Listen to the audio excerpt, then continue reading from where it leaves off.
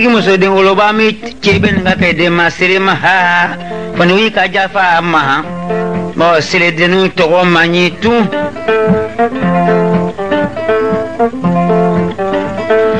bayi tolo malangu makanna ibaraji makuma tole kata masolo sele de ni vela sele de ni mandiala ye bayi tolo malangu makanna ibaraji makuma tole kata kunga de masire ni sele de ni mandiala ye sele de ni manyo horomba den jete de masererio faba den jete de masererio moroba den jete de masererio maloya ba jete de masererio mili ba jete de masereri den yono felia bote den solon ka bo nyama alala chekote bambeni ja chekote banna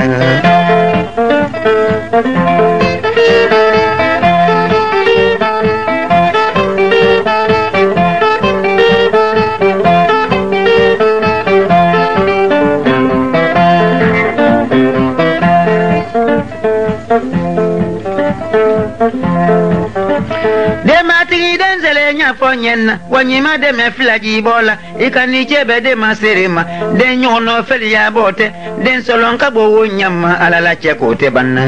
ja chekote bambenye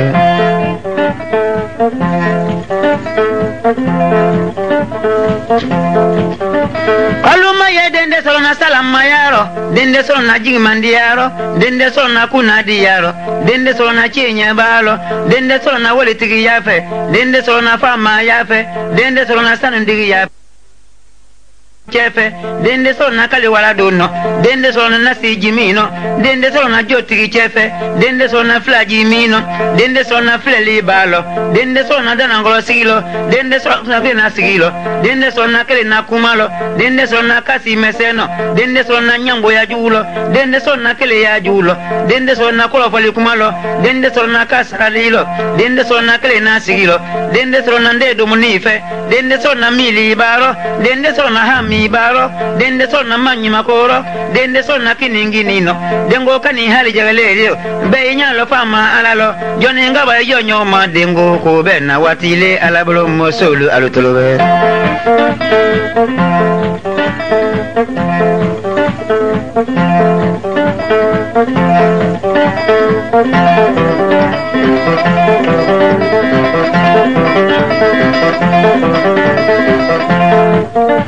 de matile si idia ko flale dunya du ko romenga de matigi sugu flale vrai de matigi bre beye wolon de woloba beye wolon ane mendo de matigi galant et galant o flate sugu klenya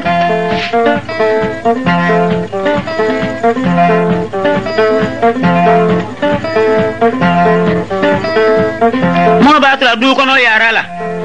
itala de matigi brebe sinde babu da kolojo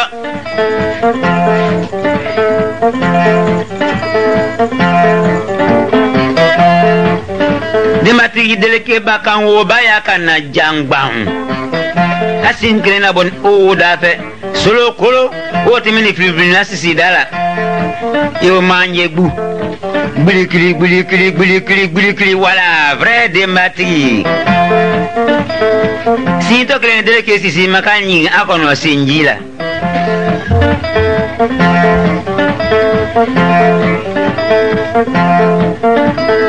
abado kala abro kulubisa sinkuna ala papa etado ba che ko yemino sa yala wule sina nyama te do tamina o ala je wolule de matigi yala wodo ni de matigi galante kile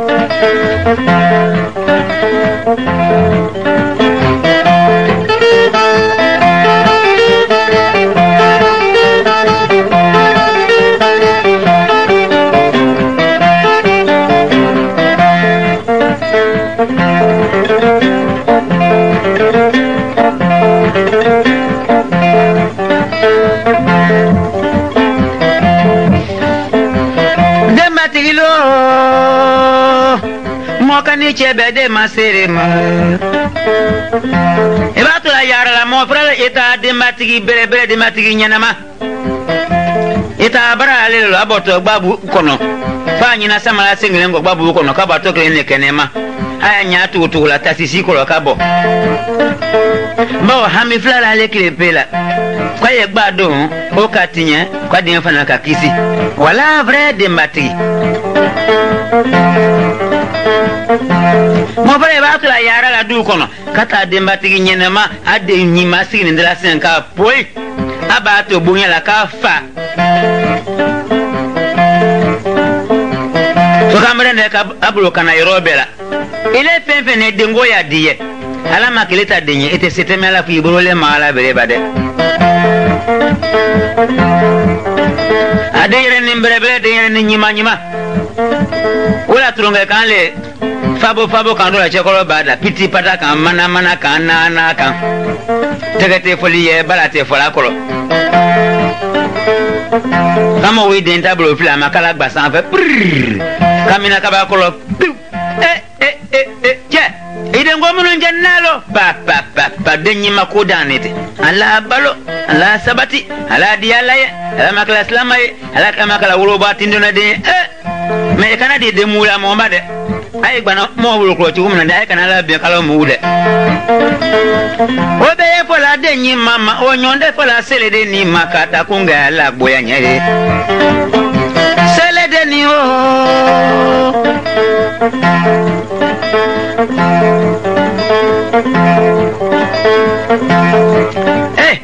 je kamelemba lili la la lili la la lili la la la la la la la la la la li la li la li la li bebe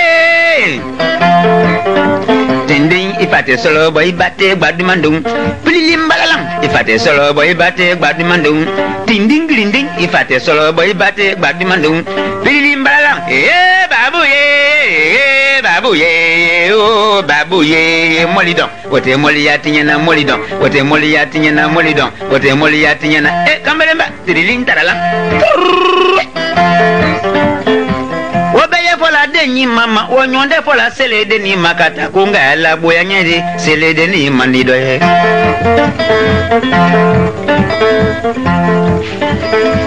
mo fra de nyere ni nyima alo na ba muso duna mambili kono kai luta to waya silela wallahi ba muso ma yere te sega mambili kono mo denta ba ya sia aya di beyo faya bla kulu yero ka ta nyoma kata kunga de na dia nyere ka wala bande na nyima ya ma ko nyonde fola sele de nima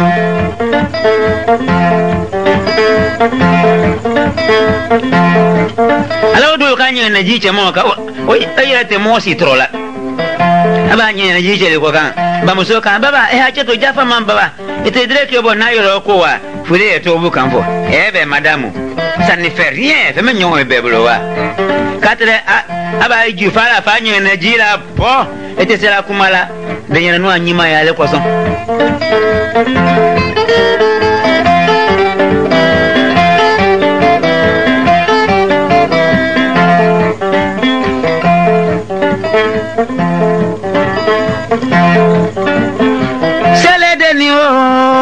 mais dematigi galant et galant dematigi galanu kule dematigi le sungunu wa dele ke no te bukana kiti asuru so o tama ale kun ne sagala kudai akun zi fa ga mena ka ala ko fa sula sile kule dematigi le so fe non ko ko yuru meni woro gba maduni fe ko su tinya nda fo tatinya wala le kaba ko kudin ni ka mesinji demba jelile dembe balola demba jelile la ni ka dala demba ti sina ete fo ye fo jeli wule ne den simina ete fembre fo no jigbe sinji gbe ko fama alabro o ko le ko badema wi ko no lo gbe nyon ye aye do kleyen aye bo kleyen aye kungo fo nyon ye do ki dugo do ma do ye ko lo kata ko tigilewe ko ye do lo wa ta bro mo lewe muna fe kasaila na gafika saila dana nglosi ka bayilo ko fo ka da yiche sinji la gbe ko lewe sinji wota la slado le kan ay ko se la dogbele kan ototo tane ka se yole la ha ka filitre sane den ya mi watini me de matiki garan dama koju so ma ya tulu kabla wonra kenyo na ka do agboro koro adu ka timi la asuma fo ba kolomba ko le do de matiki yala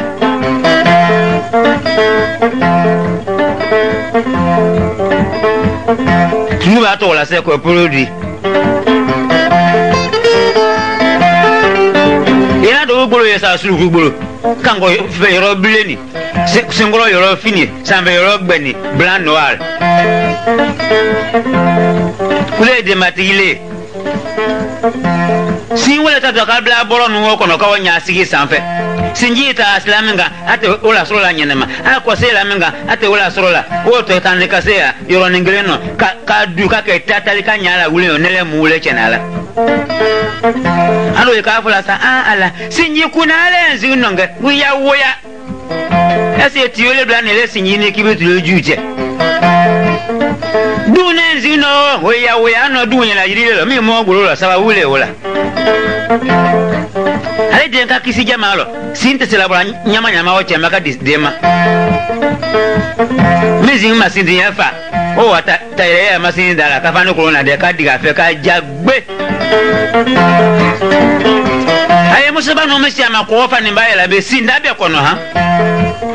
adu ye moni minga ma gbanka ilala ka kunguru mbi suiti nyero ubi e bla ko nu abalon vitinu ka wo fla blala e be bro di na ba ta ko fe e ba blala ase anolo wole be ye politiki lo sele de ni ba muso mon frère Madou Maïté ele adamaden susu ala minabi ka sele de nunta ka osi kongono kuna fache la diwa ba ina ba muso la di ala ne sele de nuka aboji na nyene jila sele eka la ila ila la ka flia la sulula moneke sey hey sanyi biuro wula kalo biuro wula lele biuro wula tele biuro wula lokun biuro wula militi biuro wula segono biuro wula alati ya seli fe tout kata ma solo sele de nimbo fe sele de ni haramone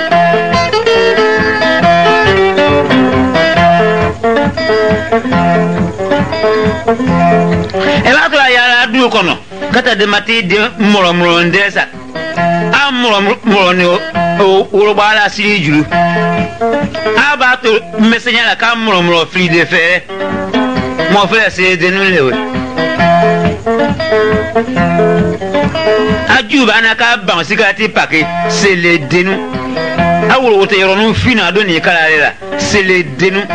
ajugolo ma nyomo ni o bagolo do nete ila c'est le denu akokolo la ni selele mo ba sa su de yiri la c'est le denu akuna kanara ni nyona sani toliba bra nyona dinga do ndala c'est le denu akunde ma yoro buni kule da manala sila c'est le denu kozi blan ni klengele fu alo bi c'est le denu kati maja pa ko fala c'est le denu zona nyimba dafa wonyo e wulu fali ado tetama c'est le denu le c'est denu ka mochi sa tutu bi chine tout ça ni china we bon c'est denu bao sa tutu bao be ba sukle fukata do to so la kata tétanos ita bon c'est denu dule ndole ko tétanos ita sa fren wole be yede masiri ala la mosul alto anu ma janga no safine ke suba mo mli ko no ka beduma c'est le denu aba to ko wolo faka nu wolo si bebo ado tetama aba to ko la sele lo faka da gro de sanyu no sula sule ta ko ngune maso wole be yede masiri lo ala la mosul alto ato no ngba na kun ma gori dene ato no fele no si mambiliki c'est le denu asizigro la no so fale sule so ko ka bongo mai c'est le denu e beto kilo kilo na ka sizigro konde c'est le denu abuba no jana se wote gbegbe yo ji ko nu ne fulo c'est le denu kono ba non ba funa la mamle la ko se buna wa tere saba ka fo se kono c'est les denu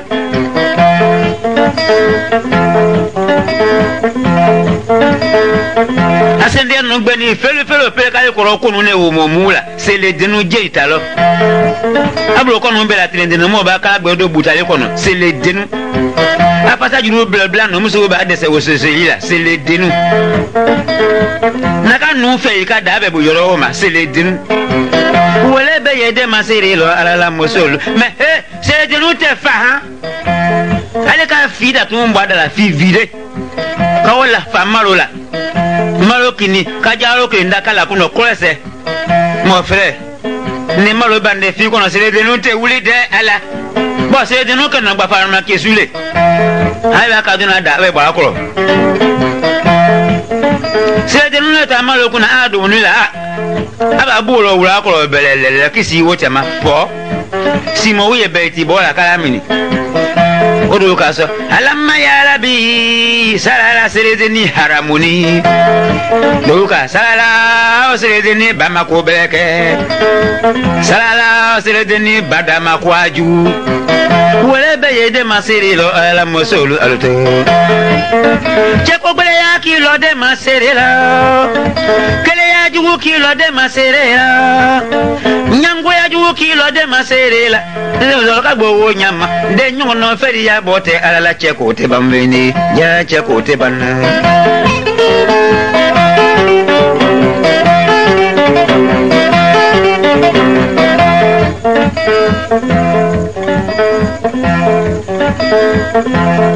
mon frère, quoi c'est mais la Philippe be quoi kan ali ka se de non bro frère la mosi ka se vla la mosi ka la jugli non ka o malo pa nya kle nasi ka lo quoi c'est ka wa la c'est de non te quoi c'est ma no ka chi aja fone ko no nya de non e iri la fonya ka ka lo fara aja fone ojo fo bla non e jiga se jiga ko lo c'est les denu aba sere ba tima alo abu ba ko lo bla c'est les denu sere ba tima lo ane ma ko lo fa c'est les denu sere ba tima lo aji ma bulu lo bo c'est les denu sere ba tima aji ma bulu lo bo c'est les denu sere ba tima lo aba suma ya tu koroko c'est les denu anu nyi wala la ma nu ngolo ku de o wolo nde ni zasato c'est les denu nikala se de nte nyoni nzaburo akano nyina de no ba beturu wule na wole be yede masiriro ala mosolu alo farade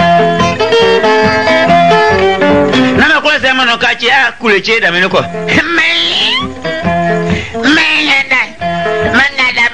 nya ya kala ya wota be nya nya do do la be la be na man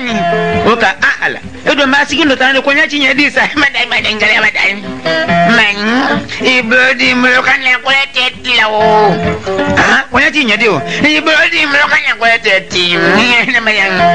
wasa ma hoda de mlo se dama ko jugu dezele la jugu se de non ka fa ba mo se ko abro di ale bro ka akro se ti jafo ya ti mi wola bi alo ko fa wo ba to ti mi wola de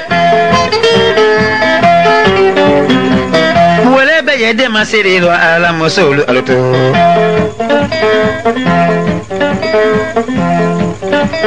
mena ko mo ma ku inana mo yodena tulongeba e majebede e jowule foni yewole e sonne foni ye na ko mo ma ku inana mo de mati kanukela e maneni de e jowule foni ye e sonne foni ye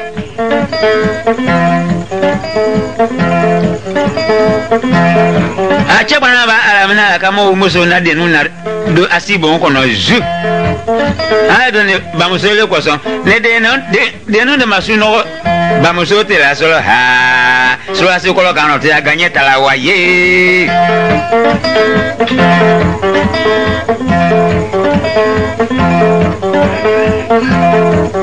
che bana ka fa mo we de dibi ba ko le eh bébé et il a ici nous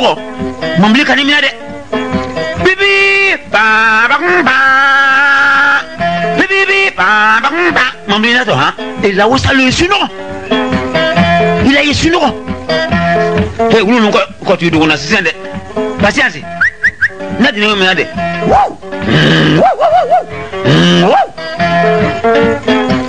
adonye sela wulu kan vola kata masolo mana fe ala la che bananda lokulunde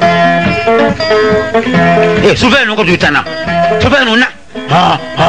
hi ha hi ha hi ha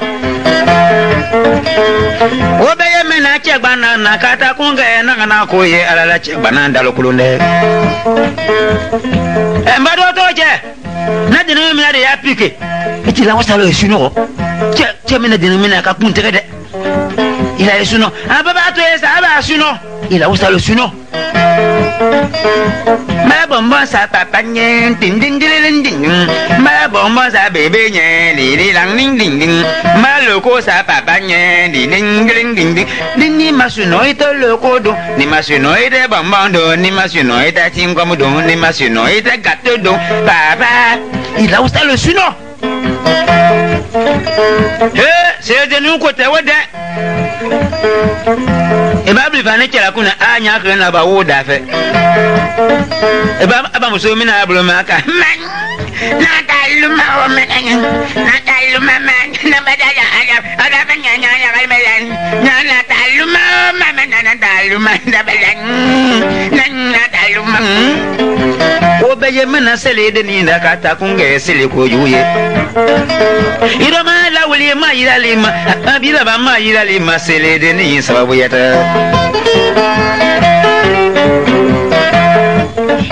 sele de no nete adia na 20 ba a sonju anyo de ni nya jugute ale ka to se ka ba bla bola sele de no ya fa ku yedo de alema bo tana talaw anya boka ni kanya wofa bo sele denu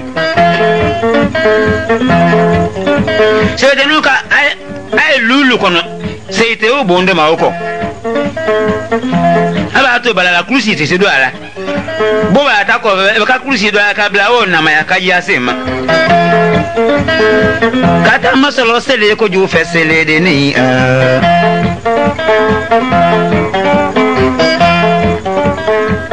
ale ka be se de no ba muso lo fe ta asila so ma dala se gbe ta sanu sigina ka ba wo lojo asi ana de anya ju ya le nya odo te nya ju ya sa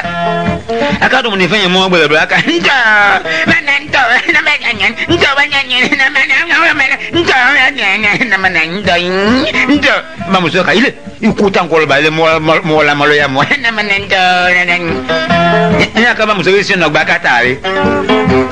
wole be ye de maserero ala la sere de ni manela e se de no ka buka ya tise abi wuli okuna kisigi nyefe ka dogbele kai abi wuli okuna kisigi ya ka dogbele toye abi atuto ola ka lula me abotuna se de no ka buka ka lula me ebe tie ma duni bluwe tinya wo aba bolo ama bamba wole be ye de maserero ala la de do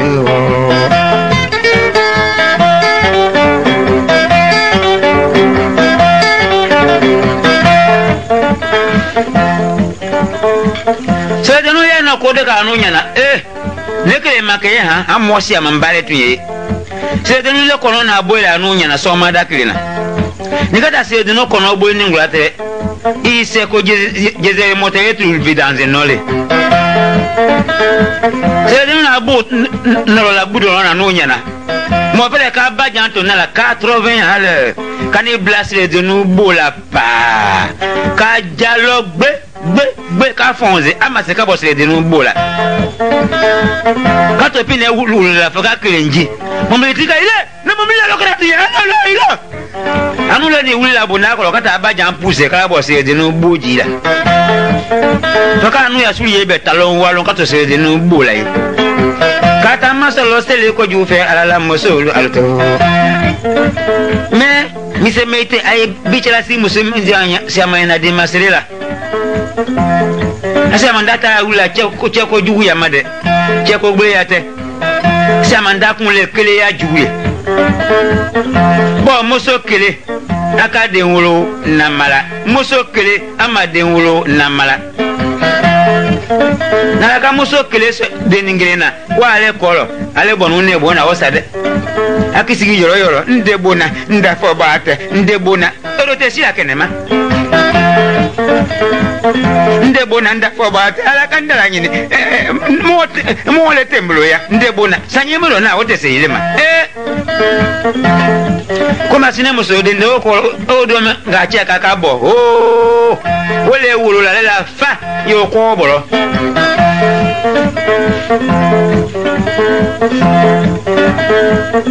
de mati kula ko ti sigila ka alamina mamalo ya memeli matarasi mafache lambe fle mabamuso lambe fle kisi kila mosi ala na jonzale ndese dinya tum ate muso solo blaba o sina adafe o ba salamu ne ya kenga ne ko fe kisi haka ndeli wallahi ko min ne kalumino yabi ndese la nya fo fefe fe ngongolo la bolo fla what is that kuma jamba mu bro ka aju ye ko ye kuma ye ya le musunu mi ba che ko min kan nya ko le bi o dande ko min nde se dinya ndeli la le ta na den ka ke fa fama fagala nde se dinya nya souffla lo ka to de musunu we bo le de foganda souffla di mabita pali folese no ta na che ko lo wusa nyon tebi wala be yede maserelo mosolu aluto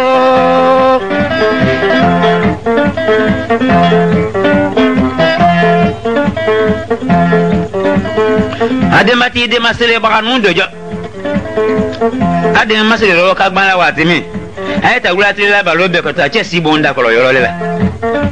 nakinyanga ko lonu ye bonalo ai sape kata tama pa blanc grand palasa tama pa ma se rom no ku film lo kata mi wole la ba wala numbro aka kala kala ma fam la fe kati gbisa chela po kati mi kilo sakanya gbe bunya fine ala kola che ya ura mata kilo bundalo yo mote duna bongo na o ntani o mandi ne ba wala nu okasa wala musalamu wote fuyi ye bosla kan gbisi mo la nyande siala o fana ta do la ko o kan fola sa makono eba nasika di ortinya ngono nato woli la bana de masere ma ala mosolu aluto dogbele fana be no de masere lo kan gbala jo ache ka ba sa fo sila mo ila mangala ki koro sama oka suno ka womla ati yo dalo so de ke takano kola che edo kana suno ka da yele ndu kuna de so wi edu kono ha abaka ani ko kola nyido suno to te datuwa banye datu aido te kenema ka datu fa do bone kono wala be yede masiri lo ala mosolu alo frade asede no vle meite nakinya lo bomo na me na pamba na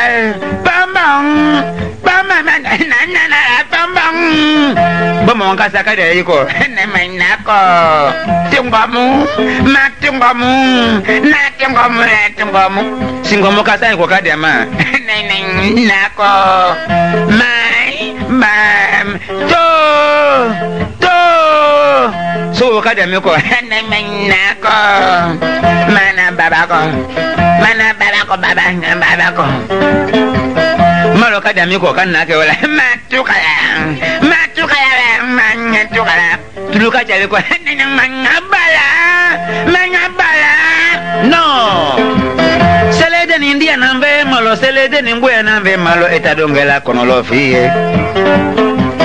wala be yede masiriro mosulu aluto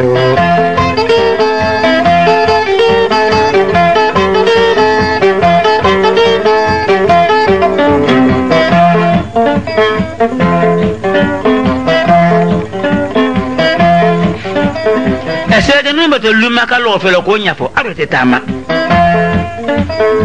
ekada asine bonalo asina jukunka so nyambe ba abama awo maka asa ela fa vie papa ifaka ta me papa ta miti mitilam atatela bata mitilam papa mitilam papa je bata misila se yola au de tama mo frère mete jangalo juudo nane he ala hapa jangalo mako nyoni nza anuka fa mango malo nyane maninga uko ko nyalenza malo nyana barabiko nyalenza barabiko nyoni nza ba wasana ngule sele de nune nyoni nza ka sele de nune pa beti bo aka fakadi halala ni halala te momento fakadi zilima isile sele de numa fakadi kalaya na kalaya idalo blanjati ma isile de numa blajali wa ho wa ita yoro la o sele de numa mandiale nyoni nza de sele de numa na ki ko lala ha ani wota la ka fe ju ko nyom vele ke ne de nyoni nza telephone no ka sele de numa ka to kilo chema filala naka sele de numa yoro ni molonye ni krpe kasi atulula allo de maserini est-ce que tu es là ale bilina boku na otuma kala ni nanyina ale ka c'est vrai tu es là ibeyewa ningata solo yembe tablado ila ningati solo yembe kula lo ifemi lo aja yele gbulole allez sokoka café du kolo e mata blo e mata c'est de qui se no gba chocho ata to nyoni za londe akabulu sola makonona o kana to e o sa wala pro tindingirindi deningirindi tindindindi banda de maserini alabalanzo banda de maserini alabalanzo banda de maserini alabalanzo banda de maserini batunde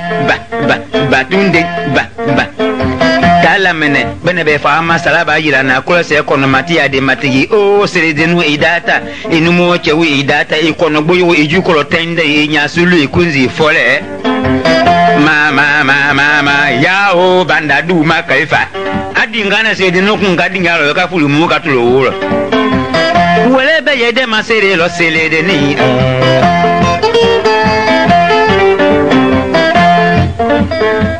what is a sele nunta kunyalo mete amandi fache yebe amandi bamusoye finande so hotela filifende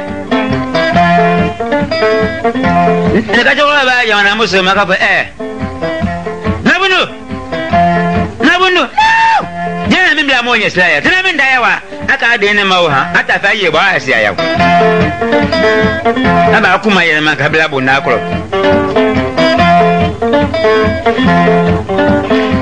mais mon frère ko kado fo jak ma kado fo sumara kulule ala dia sanzi ni kama ne chiwalo kan di ko sebe sino ne be bade cheba ko sa de maslela aje ni de matigi nyalelo de matinu mende ba ache golo sunite ai sisa ya kumani ena ole de kun ya londo o balo wole be ye de maserelo ala mosolu alo falade chekolo ba de masele ba aju ade maselo ka sorojo oka asen bota malo taki ale du kono yara nyole wosa to jandu na kana so ka fula wule nyansi akuna matoma na chekolo ba to ma aka wule nyaka de papa ani ta anya du kono papa anda du kono yara yola ha baba na chekolo ba to ma aka wule nyaka ha ata o bla yoro jasa ka bo ito yan lo wuyo kanisi baba na kamele ba tu aju fakana dawe abati si abongo na sama seule nabunu bulu tewa no ni de dano baba akisi amuso ka fara de musuni ma awu do non ti fache fe ba inawe abida minati babu kama kawala bade masere ma cheba kololo lande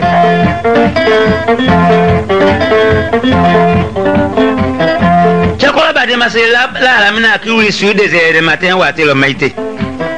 ko subase wate base katre ali mami ya daji le o musula so la ve ha suno diablo me ate bonda ba yela la fina tre da yela sa ka kono gbe ba lowo dia wa anaka julu jano dule ba jereta bajilo ka bo so lunga abala ko ya lo usanda mina wa fasta wa fasta kila jam alhamdulillah rabbil alamin nabono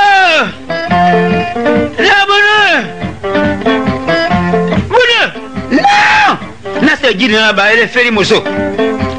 ibila la sulu wali momo yele kandega o be somma wa imprécis abida minatu babu kama ka wala bade masere ma cheba kololo lande no fa de matini ngoma yele mala no wonya na sa ko be gba o be gba la fe no kisigi la fe ntema ka bro kono ndiga nya wo ro ka to ala wahabuba nuna mina fa akola mo se nya kunu dia ngwa anyi la juna du se be kana ma o mina nya cha se ji ta to la tele gba me no sa ngwi ta to ko jo ana kinyana ete dire ki yo kana fakata fe ninglen ta ka wasila sinsa no kidi asino samla njulo banu ka sungulu mama so ko asino samarale ya te sila kuna ka gbese ulo nta ka oda da fangle no ka se da la faji banu la ka o mena te grasa kamo so ba ta ma da mina wate he je ko ba bele la na kono fulu ka bo na le yo basa kono ma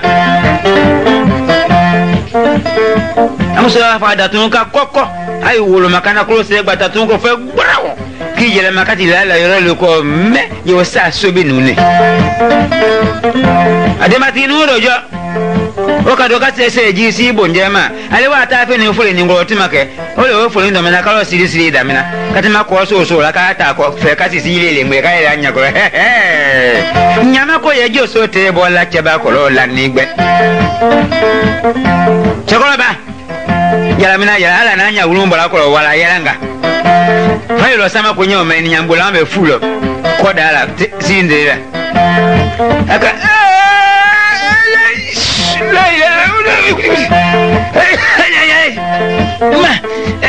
na bunu bo menda sigala ba chew ima bo menda te ko mabe fonya sikudu na bo mungo wasia ala muso ba da tuna gburu nenu bla ko fe fonya kana da yere nye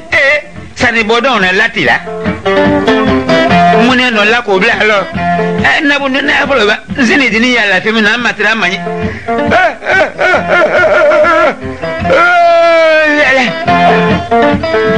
bisi ko yoro be bandi minute ni bolo di zulu fando mun da ba ado ne maji fando mun bolo ta fam yo no le cha oli la bana mina bolo mama de matigi wala wa ko fe ku de de matino ta atre ma ciao o penia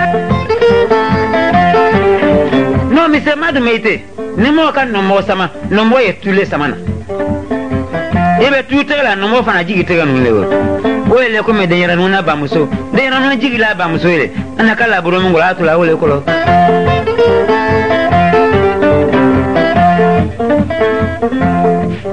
se de no fere ya bo bolete bo ni nyanga ne jiko sele de ni kumaka manda chetomba ni vae sele de ni kumaka manda chetomba ni vae sele de ni